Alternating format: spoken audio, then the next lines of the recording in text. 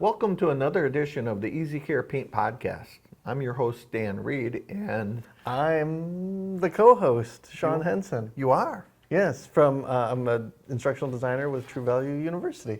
Awesome. It's starting to get spring. It's 70 degrees out today here.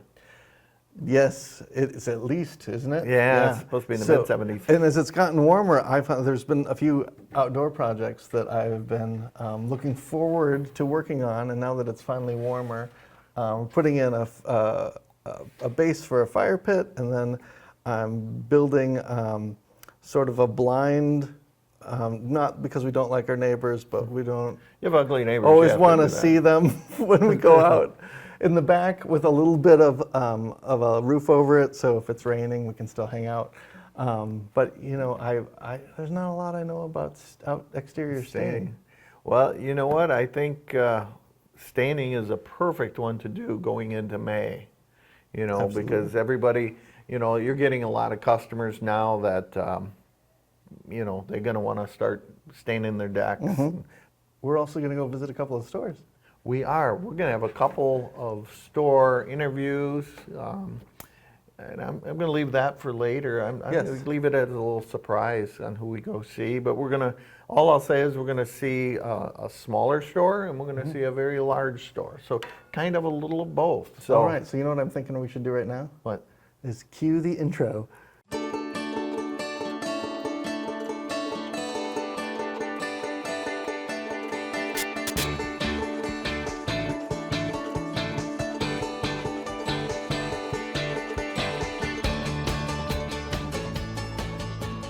Coming up. Yeah. So we once did a couple of episodes on becoming a Dexpert, where we started to cover this. We So did. Being a Dexpert would be really helpful in this particular, you know, for me, and I suppose for others. Yep. And you know, sometimes when you go to the bigger stores with the big green and ones or orange blue, and yeah. blue things, they don't always know stuff. It's hard to find people. They don't. So maybe the first thing to do is try to explain the difference between the different types of stains. Yes, that would be helpful. You know, stains go everywhere from a clear stain to a stain that looks like a thin coat of paint. See, it feels like if it's clear, we shouldn't be able to call it a stain. You're right, but we do. We do. But you think about it, when you're going to put on a stain, why are you staining your wood? Maybe I want to add a color or a tone to it. Want to have a color? That's one good one. But you're trying to protect it, right? Oh yeah, that would be good too. Okay. But what are the two things you're trying to protect it from?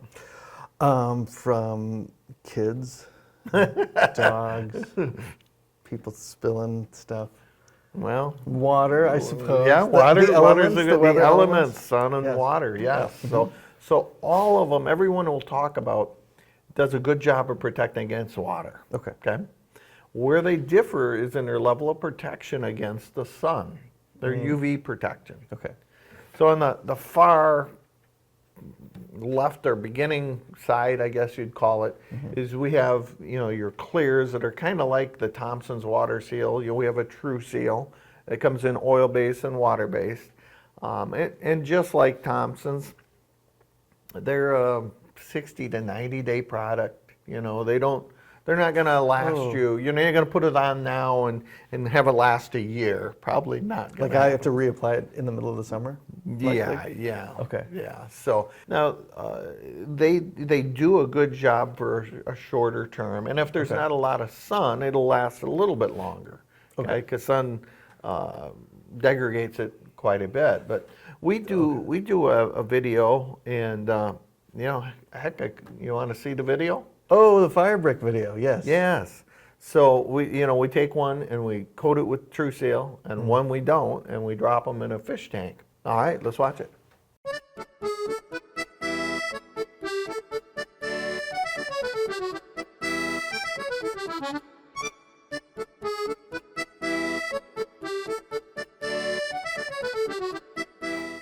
Wow, that was surprising. It is. I mean, you know, I did that back when I owned my store. I would do that. I tried weird things like that. And it really, you know, helps you sell it. Certainly, yeah. You know, That's a good visual. And it's kind of fun asking somebody, "Hey, do you want to float a brick?" Did you do side bets? You know, Make a I little could have made extra some money. Yeah. I might have been Yeah, retiring there we go. early if I Yes, could have done that. absolutely. Idiot. So anyway, so that's the far left there, the very beginning one. We also have a Woodsman Clear that doesn't have any UV blockants in. It's really, you know, the Tru-Seal's designed for wood, masonry, brick, and, you know, multitude kinds of of things. things, you know. Where this one is just designed for wood only. And it's crystal clear, so you can put it on, it's not going to change the look of your wood at all. You know? But it's just for water. Does it last longer than the Tru-Seal? It will last longer. So, Okay. you know, you could, and I'm always hesitant about saying how long is the stain going to last. And that's, you know, a lot of people ask, how long is it going to last? Yeah. There's so many variables, you know, between, you know, how much sun does it get, how much moisture do you get, how close is it to the ground, how many people walk on it, on and on and on. How good is the wood, what type of wood? There's so many questions, right? So, but generally speaking, if you were to compare just like the Tru-Seal with the Clear, Yeah, does I'd it last like twice as long maybe? Oh yeah, easily twice as long, maybe 3 or 4 times as long. So you know, I'm saying roughly 9 months or 90 days, so 3-4 months, you know. And then the other, you know, 9 to 12 months, you know. So it could definitely get through a season. You can get through a season. Okay. But it's just for wood. Just for wood. Now, if you want to go a step up, which is going to get you maybe another 6 months to a year, we've got one that's got UV blockers in it, and it's still somewhat clear, but if you put it on wood, you're going to notice a slightly amber color. Okay. But if you put it over the whole wood, you're never going to notice. And from there, we go up to what we call toned, and the toned has a little bit of, you know, pigment in it, so it's going to look more like what you think of as a stain, right? So it's going to protect even longer. And I've used that one myself, and it's held up pretty good for a few years, you know. I hate to say how long, once again, you know. I'm kind of like a used car salesman. It's hard to nail me down, you know. Sure, but that makes sense, not knowing what their space is like. Like my backyard is, we've got a lot of shade. So it's going to last longer because the sun's not, you know, tearing up the surface, you know. And I'm thinking about using it on vertical pieces. And vertical, so no one's going to be walking on it, to my knowledge. And I'm the times and all that I'm saying are for horizontal surfaces. Yeah, that makes sense. Vertical will last, you know, quite a bit longer.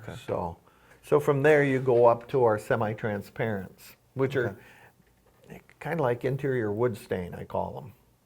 You know, if you get furniture that's got stain, kind of look a little more like that. You know? I see. So the previous one is not going to be dark as something you think of as like an interior wood stain. Right. It's going to be a little lighter version of that. And then, you know, like I said, we got 2 different semi-transparents, an oil-based or a water-based one.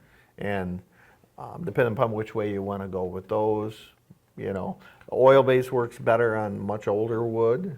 The water-based works much better on newer wood. Why is that? Well, you know, back in 2006, they changed how the wood was treated. It was called ACQ, and it meant arsenic in it. So they outlawed it and banned it. You know, the old type of stains did not require all of the prep work that new type of stains do. The old types, you know, oil-based stains worked fantastic and would hold up really well. The new ones, water-based stains tend to last and work much better. So is that true if we're talking about some kind of treated wood? Yes, that is the treated. But if you're talking about like cedar or redwood or something like that. I mean, then it's kind of your choice. So in that case, so let's say I've got cedar. Why would I choose one or the other? Like, what are the benefits? Well, the benefits on the water-based, of course, are they're going to dry faster, easier soap and water cleanup. You know, the oil-based will probably soak in a little bit better and probably last a little bit longer. Oh, You know, so Okay. it's they both have their pluses and minuses. You just got to decide what's right for you. So, and from there you go up to the solid color stains, and the solid color stains are very much like thin coats of paint, and you know they let the texture show through, but maybe the grain, so they quit looking like an interior wood stain and they look a little more like paint, okay. right? So we have an oil base and a water base. Now in your application, you could use either one. Okay. Okay. Yeah. On a deck, the oil base is not designed for a deck, just the water based. Oh, really? Yeah. So if you're doing like siding or a fence or something, then You can use either one. Okay. But if you're doing a deck, the only thing we have is a water based version. The oil base doesn't have what we call them scuff additives, or additives that would allow you to walk on it. Okay. Okay. And then the last one we have is called Revive. And Revive it's a stain, a solid color stain. It's kind of weird. So if you go to use it, I don't know if anybody out there has used it, but it's almost like a pudding. I've used it. Have you? I have too. I have too. I've used it on both concrete and wood. Nice. Yeah. It gives you a little extra time, you know. My deck was really, really bad shape, and I'm cheap. So I didn't want to get rid of it, you know. Yeah. And so we put on a Revive. And like I say, it's very much like pudding. Put it on. We got 3 years, probably 2, we should have done something, but 3 years. And then I came back and just power washed and cleaned it all off and put another coat of it on, and we got 2 more years. So I ended up getting 5 years of life out of that deck before we had to replace the deck. Yeah, so that's we've kind of went through the whole gamut, you know, of Well, I have a question. So with the ones that are semi-transparent and toned, so let's say I put it on and I'm like, I wish that were darker. What if I put on another coat? Can't do that. All of our stains are wet on wet, meaning that, you know, you should take the first, maybe whatever side you're going to start on, take the first board, stain it, make it look as good as you can make it look. When you're done with that, you go to the next board, you never go back. And you can't put it on like tomorrow if you say, hey, I want it darker, or I want to change the color. It's too, then I got to restrict it. Yeah, no, not happening. If it's wet and I'm working with it, can I put more? And I just want to like add. Can I add more as to long it at the time? like I say, you do one board at a time, and if you want to add more, yeah, you can. That's fine. Okay. Don't oversaturate it, because then it may never dry, because you're going to have this all. Keep in mind, a stain to work penetrates into the wood and seals all the fibers and everything in the wood, and seals it out so nothing else can come into it. Yes. So that kind of brings up another thing. When is your deck ready to stain? Ah. You know. Yes. Let's say you've done that semi-transparent, and you're like, it's really faded, it looks bad. Can I restain it? Your customer or you need to do what we call a water test, which is just pour water on your deck. And if it looks like a waxed car where it kind of beads up, you can't, it's protecting, it's working. So if you put another stain on top of that, guess what? It's not going to let it soak in, and it's just going to sit there and dry on top, and then it'll be a peely, nasty mess. That makes sense. But if the water just lays there like an unwaxed car, then that means it's soaking in, and that it'll be fine for the stain will do the same thing. It'll soak in. So it's not like you're going to see it soak into the wood right away, but it's specifically if it beads up. Right. And you can tell if it's beading up or not. And the interesting thing, or the word of caution I'll give you, is do the whole deck, because the walkways might be ready for stain. But over here to the right, you know, over closer to the rails or up by the house, maybe, you know, it gets some more shade, nobody walks on it, and guess what? It's still working. Yes. So then what happens is if you just do it on the walkway, you say, okay, it can be stained, okay, and you go stain the whole thing, and then you have a peeling mess up in the certain areas. So That makes sense. you just got to be kind of different, but got to be kind of careful on that. So what about different types of wood?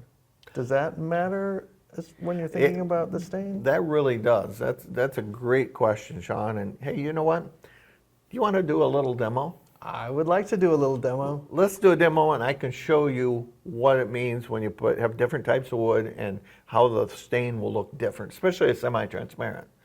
So let's go do that demo. All right, awesome. So we're going to try some WNC. This is the toned wood stain that we talked about, the WNC 1 natural.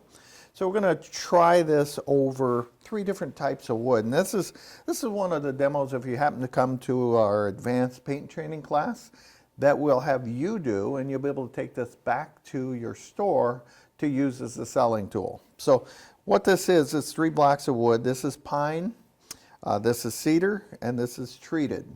So what we're going to do, we're taking this, it's kind of like a semi-transparent, and we're going to stain all 3 of these. Okay, it's a cedar color, a natural type, and you can kind of see it kind of yellows it, but different types of wood make the stain look very different.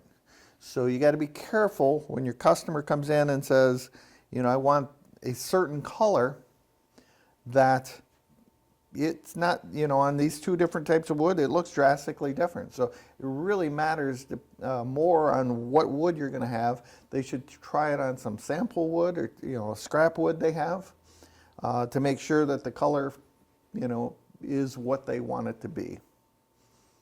And does it look a little different when it's dry? Yeah, it'll dry slightly different, but not that much. Okay. And then if we put it next to just to see. This is stained and unstained, so it definitely changes the look. So, all right. Well, thank you, Professor. Oh, you got it. Oh wait, no, you're the doctor. The paint doctor. The paint doctor. Now Thank today you, I'm a paint stain doctor, I guess. Yes, that's right. All right. Excellent. Thanks. Thanks. So, let's go visit some retailers. Oh, that's what we're doing now. Awesome. Yeah, I Now can't we get wait. through the magic of video, we can transport ourselves. We'll go see some video. So, hold on. Let's go see some customers. Sounds good. As we talked about before, we want to get out, see some stores. Everything from a large store to small stores. As we promised, we're going to go to both big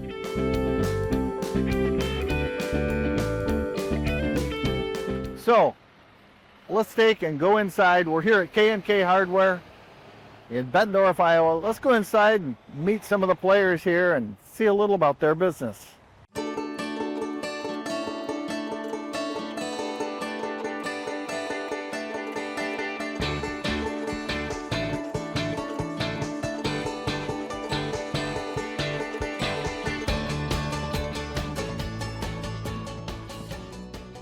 Welcome. We're back. We're at K&K Hardware down in Bettendorf, Iowa. Here with Brittany. Hi, Brittany. Hi, How are you? I'm good. How Hello. are you? Tell us a little about K&K Hardware. K&K Hardware was started in 1940. Wow. We currently have about 75 employees, and we have about 40,000 square feet of store space, counting our back rooms as well. So This is one of the bigger stores and has always been thought of in the Midwest, one of the big hardware stores. absolutely. I think at one point in time we were the largest True Value store in the country. So Yeah. Oh, wow. I would have. I don't think we are anymore, but No. I know we have a few really big ones. I Yeah. know we got a huge one up in Reedsburg, Wisconsin, I think. Mm. Wow. Oh, wow. Yeah, it's clearly a nice big It- store. it's And I love the signs with the yeah, the wooden signs up brass, there, like yeah. with the brass. Store made? Yeah. They're kinda I'm nice. assuming those been here for a long for a time. very long time. I'm yep. guessing. Yep. Yeah. So what can you tell us about the initial formation of the store? How did you get here? Sure. So Boyd Keller was the original founder. He was an electrician and he couldn't find all the parts he needed. So he decided, I'm going to open my own store and I'll carry all the parts I need. Makes sense. He stopped being an electrician because his time was consumed with the store. And then the other K, this Keller, is Kurtz, who started the business with Boyd, but backed out shortly thereafter. He thought the business was going to fail. Oh. And there was other partners throughout the years as well.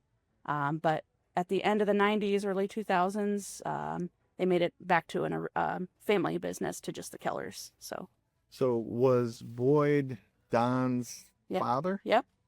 Okay, so it's now become third generation. Yep. And there's some, let's see, we've got first, second, third, and we even have some fourth generation working here now. So Wow. Oh, that's amazing. That's a cool story. Yeah. You know.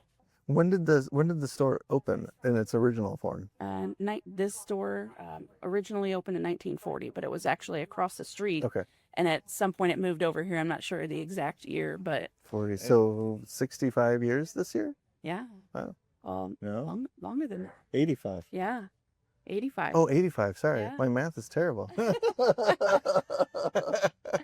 Yep, 85 years. It's not 2005 right now? Well, Whoa. Where did the last 20 years go? we're not moving you into finance.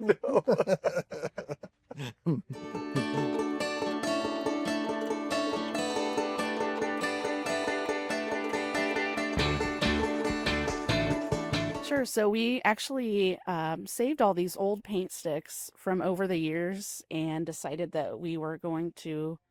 I think one of our owners saw them and was like, we should do something fun with that. And we came up with this little feature wall to put on our paint counter with all these old paint sticks. There's some pretty funny sayings on a lot of them.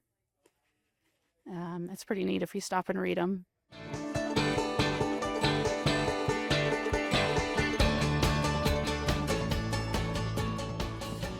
So, Brittany, how have paint sales been this year? They've been pretty good for us. You guys up for the year? Yeah, You think a little bit up. A little bit up. That's good in this economy, Yep. right? Absolutely. How about you guys sell exterior stains? We do. So this segment, as you know, is on exterior stains. Yep. You got any interesting stories from customers? Yeah, so I guess some of our biggest flops, I guess, have been a lot of times customers feel like they need to stay in their deck every year, Oh yeah. and that's not the case because part of what the stain does is it's a repellent, and so it's repelling the new stain as well. So unless you strip that old stain off, you're going to have issues, and it may look really good over the spring and summer. And then after you have your winter, you're going to start chipping paint off come the next spring. Yep. So that's a good question to ask just to get a feel for where they're at. How long has it been since you last stained your deck? Have you checked for water repellency? Have you sprinkled water on it to see if it's absorbing or repelling?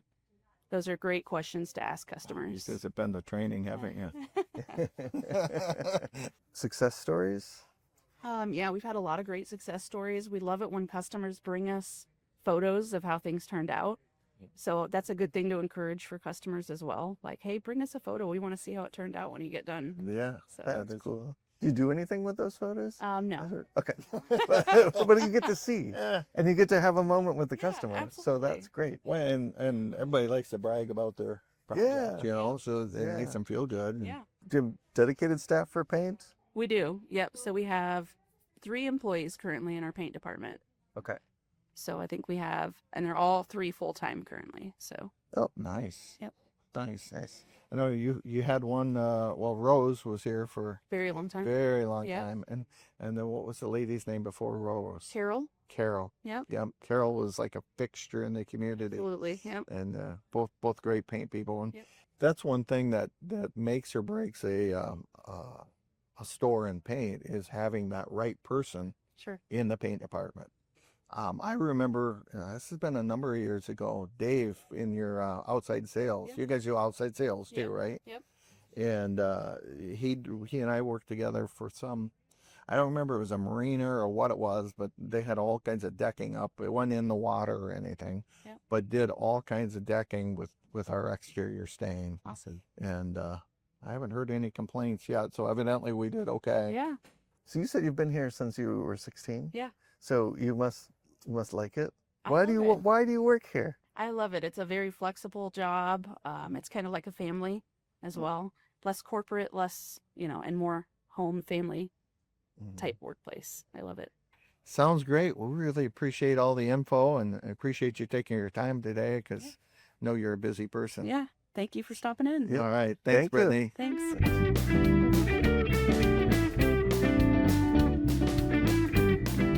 We're here in Orion, Illinois at Orion True Value. Come with me, let's go inside.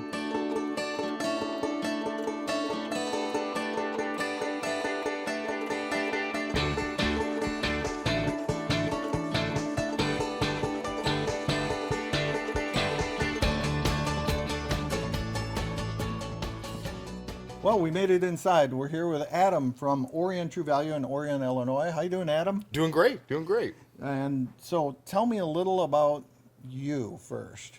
Just a small town guy living in a small town world. My wife and I bought the store 4 years ago and have 4 kids here in town going through school. So And you have a family background in the hardware business. I do, yeah. Born and raised in Oregon, Illinois. Worked from when I was 6th grade all the way through college at my uncle's hardware store. Which was my competitor. Just yes, put that Yes. Old rivalries here. rivalry, Yes, it was. Yes. What made you decide to get into this business? It goes back to working at my uncle's store. I loved it, absolutely enjoyed it. That was going through that whole process, and he was a huge inspiration to showing me how a small town hardware store is and how the owner can be with the community and how he can offer this opportunity to the community. And it was always something I wanted to get back from. I went through college and became a carpenter, and life takes you away, and it was always something I wanted to come back to. And we lived in Orion, the small town here of 2000, and the hardware store was the owner said, I'm selling it to Adam, or I'm gonna just close the doors, because I came in and talked to him and said, hey, what are your thoughts? And that's kind of how it all went. It was just a dream from being a kid and always wanted to get back into it. Paint wise, how is that kind of done in your store in the 4 years? Is that one of your bigger departments? It is one of our bigger departments. It is definitely one that we want the most growth out of, as we haven't put as much attention as we should on it. It's been doing great and it's been growing, but we're trying to put the resources we can into it to get it to the possibility that it could be. Well, and I remember when you first took the store over, this whole place looked totally different. Yeah, they had the paint was over here by the cash register that you kind of mixed when you kind of had the time. Yeah, it and was kind of behind it. it was, yeah. It was kind of hidden and you didn't see it, and we wanted to bring it to the front. And now, as soon as you walk in, bam, it hits front you and right in the center. face. And I wish more stores would do that. Yeah. Did you see more footsteps because of that? We have, yep. We've seen a lot more into the paint department ever since we moved it here, and the next step of trying to refresh the store, that's helped out the paint department as well. Nice. Speaking of paint, this segment's really on exterior stains. Do you guys do a lot in stains, or? We do some, yeah, not as much as we'd like to, but yeah, we do some. We have customers that come in for a lot of the deck stains and the Woodman's products. Gotcha. If somebody comes in and they need to stain their deck, going through all of the surface prep work that you should do, I don't know, are customers receptive to that kind of information? Do they buy those? They do buy some of them. They get a really glazed over look when I go through the steps to get 32 there. steps. Yes, yeah. That does. They look at me like, "Are you serious? Or are you just trying to sell me a bunch of stuff?" And then you tell them the process and how important it is, and then they buy into it and they're fine with it. But yeah, you do get a definitely initial glazed over look of what are you talking about. Do you have any strategies to get past that glazed over look? I think if you kind of give them all the information, they seem to then buy in and they seem to understand it. And it's not, to me, it wasn't always chemical based or salesman based. It was more the process of prepping the wood and getting it ready to receive it is your base layer is most important. And everybody seems to get that. Once you get through you're just trying to sell me something, now you're trying to actually prep the wood to be ready to go. That makes sense. Yeah, because information sounds real. rather Yeah. than just you need this product. Right. But when you can tell them why and what it does. Yeah. Yeah, that makes sense. Absolutely. Well, Yep. and in a small town, they're more apt to believe you because, well, you're their neighbor. Yeah. And they'll come find you. Oh, well, that's it. Exactly. Yeah, because if it doesn't work, that's what they say. We'll come find you and we're going to hunt you down. So, yeah. We know where you live. Exactly. Yeah, literally. Very literal. Sounds good. Well, what are some other plans you have for the future in the department? We're trying to get a big, the big paint sale. We haven't had one of those yet because we've been trying to do kind of whole store sales. So a BOGO sale is our next big undertaking. So we're very excited about doing that and trying to, rather than highlight the whole store, try to highlight the paint area specifically. I think there's a lot of people that they already come here, but they don't understand the size that we have of the paint department. So trying to get them in here just to look at that specifically. And then, and you personally, what other plans do you have? You got plans for expansion or moving? Yeah, we'd love to expand to multiple locations and have other stores in other areas, whether it's an existing store as purchasing somebody that would like to sell their store, or an area that needs a store. We're always looking to branch out. So if you have a store for sale, call Adam. Absolutely. So you're talking about the BOGO. Are there any other just events or things you've done in the past to bring the community into the store or to get them focused on the store? Our right now our big spring open house has been very, very popular. We've only done it 3 years now, but it has been increasingly popular. And we do we'll have a bucket sale and a mulch sale to start off spring. We try to have that in April, kind of towards the end of April, and we'll grill out and we give away. We'll have free hamburgers and hot dogs. So that brings free food. Always brings people in, it seems. So that's pretty popular. That has been very well attended. So we've loved the turnout for that. And some of your marketing ideas, you've started doing more and more on Facebook. Yeah. That was you and I had talked, and you'd given me some great ideas on some Facebook stuff. So I plugged my children into that, and they've done great in helping me advertise the store. Hey everybody, we're here in the depths of Orion True Value to bring you a once-in-a-lifetime sighting. This is something I've never seen before in my life. This is the adolescent male folding laundry. Check it out. Isn't that amazing? They make you look good. Thank you. It's good. Hopefully somebody does. But yeah. They did a great job. You did a great job. I watched your couple video videos you did. Oh, thank you. The bucket ones were excellent. So I guess you out there, if you're not doing social media, it doesn't cost anything. No, It's no. free. Just, and get your family, get the people that work there, make it personal. People buy from people, and now they're coming here to buy from Adam. They see he's a family man. They see he's, a local person. It's going to sell more stuff for you. It is, absolutely. Yep. And we also, they're not with us right now, but we also have 2 golden retrievers that come in here a lot. And it brings a lot of the pet-friendly people in. They want to come in and see the dogs. They bring their dogs in, and it highlights our pet area as well. So it's just that local environment of people come in and looking for us. One other thing you guys do here is you sell a lot of apparel for the local high school, and how does that draw customers in? That's a huge draw. Yeah, we've got a great relationship with the Booster Club. They have we've taken a corner of our store, and it's all of the Orion apparel and hats and sweatshirts and everything else is there. So people come in to find that. They shop there as well as shopping in the store. So it's been a great partnership just to get more traffic inside. So that's been an awesome asset to the store. That's another way to bring that foot traffic in. Yeah. Yep, absolutely. We also have we try to bring in more local stuff. We've got local honey. We have a gentleman that lives in town that has a meat processing, cuts of meat and stuff, and we've got a cooler here of all his meat. Well, his name is synonymous with quality, and everybody in town knows his name, and that cooler we can't keep it full because it's constantly people are coming in and wanting his cuts of meat, and we've got it, and that's been another big asset as well. Just using that the bigger names in the community here in the store and brings people in. You would have thought he'd had a couple on a grill for us when we got here. You would have thought. That sounds great. Really appreciate you taking the time today, and appreciate your business.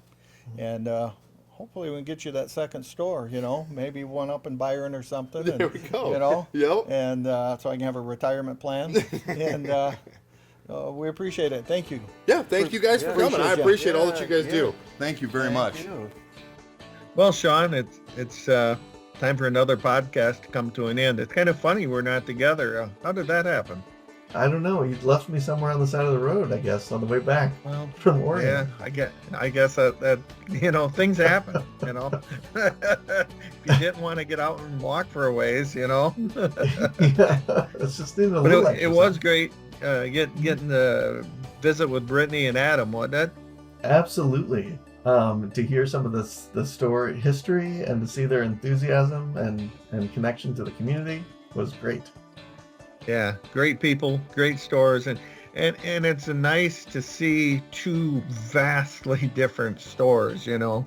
From a smaller store, that Adam owns, to the one Brittany manages, and that's a big store. So, but to your point, hearing some of their stories, some of them tied right back to what we've been teaching on this podcast too. Yes, absolutely. Well, we should definitely go on the road more. So, I like that idea. We should do that more of us. So for all of you out there, if you'd like to have your store, or I should say you and or your store, featured in an upcoming podcast, reach out to either Sean or myself. 'Cause we're going to try and go to a couple stores each month. all right. Well, until next time, Happy selling. happy selling.